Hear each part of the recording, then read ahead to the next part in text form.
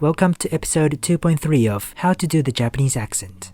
It's been more than 8 months since the last episode in which I explained how Japanese speakers may pronounce the English fricatives and affricates. In this episode, I will cover the rest of the English consonants that are yet to be featured, namely the approximants. What are approximants? An approximant is a sound that is produced by creating a near obstruction within the oral cavity and letting an airstream flow through it. This blockage gets close to or approximates some target within the mouth, but this constriction is not so narrow as to produce a friction noise, unlike the fricative sounds. In many dialects of English, there are 4 approximants. For the next several minutes, I will be describing the features of each of these 4 consonants. If you are already familiar with these sounds, you can skip ahead. First, represented by the letter L, the alveolar lateral approximant is a sound that is produced by placing the tip or the blade of the tongue on the upper front teeth or the alveolar ridge. It is a lateral sound as opposed to a central sound because the airstream flows through the sides of the tongue instead of the center. You can verify this by making the L configuration in your mouth and inhaling instead of exhaling. You should be able to feel a cold air current touching the sides of your tongue. Moreover, in English, there are 2 allophones of the phoneme L, namely the light L and the dark L. The former occurs in the syllable onset position, while the latter occurs in the syllable coda position. Second, represented by the letter R, the alveolar or post-alveolar approximant is a sound that is produced by raising the tip of the tongue and orienting it towards the alveolar ridge. Unlike the lateral approximant, no contact is made between the tongue and the roof of the mouth. In non-rhotic dialects of English, the R in the syllable coda position is omitted. Often, these 2 sounds are collectively referred to as the liquids. Next, represented by the letter Y in the English language, the palatal approximant is produced by raising the front or the middle of the tongue towards the hard palate, thus creating a loose constriction. And finally, represented by the letter W, the labio-velar approximant is produced by rounding your lips and by raising the back of the tongue towards the soft palate or the velum, hence labio-velar. These 2 approximants are often called glides because both of them usually involve first creating a constriction followed by a quick release. They are also sometimes referred to as semi-vowels since these sounds, when prolonged, result in vowel sounds E and U respectively. Now, back to the topic. First of all, most Japanese speakers can't tell the difference between the L sound and the R sound, and they often confuse one with the other.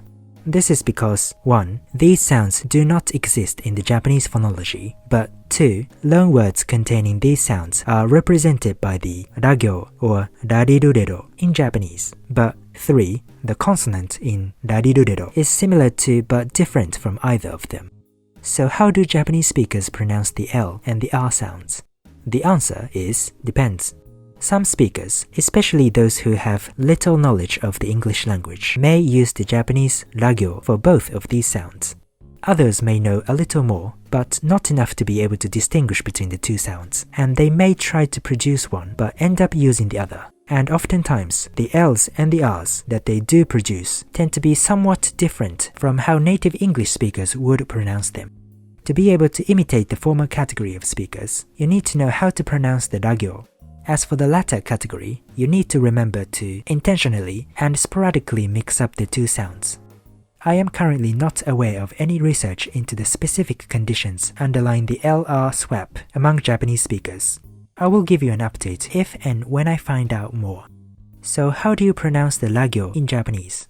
Although there is some degree of variation among Japanese speakers with regard to the place and the manner of articulation, the alveolar tap or flap is the most common realization of the consonant in question. The alveolar tap, though not a phoneme in the English language, actually occurs frequently as an allophone of the T sound in the intervocalic position in some dialects of English, including many varieties of North American English. For instance, in the word butter, the consonant represented by the double T can be pronounced as a tap or flap, as in butter. If you have no idea how to make this sound, follow these 2 simple steps. 1. Place the tip of your tongue on the alveolar ridge, just behind your upper front teeth. 2. Vocalize as you quickly remove the tip of the tongue from the alveolar ridge. Now, let's do some actual practice. ライト、ライト、ライト、ライト、ライト、ライト。コレクト、コレクト、コレクト、コレクト、コレクト、コレクト。カー、カール、カー、カール、カー、カール。The word car, when transliterated in Japanese, becomes car, meaning the word final R is omitted. Consequently, many Japanese speakers tend not to pronounce the final R unless they are familiar with the rhotic dialects of English, that is, dialects in which the final R is always pronounced, such as most varieties of North American English, and Scottish and Irish English. Share, share, share, share, share, share. For native English speakers, the word share and the name share are pronounced the same, but I've recently learned that for some unknown reason, these words are romanized and pronounced differently in Japanese. Roller, roller, roller, roller, roller, roller. Elemental, elementary, elemental, elementary, elemental, elementary. Ball, boa, ball, boa, ball, boa. Parallelogram, parallelogram, parallelogram, parallelogram, parallelogram, parallelogram. Pre-release, pre-release, pre-release, pre-release, pre-release, pre-release. Let's move on to the other two approximants. Both the palatal approximant and the labial-velar approximant do exist in the Japanese phonology.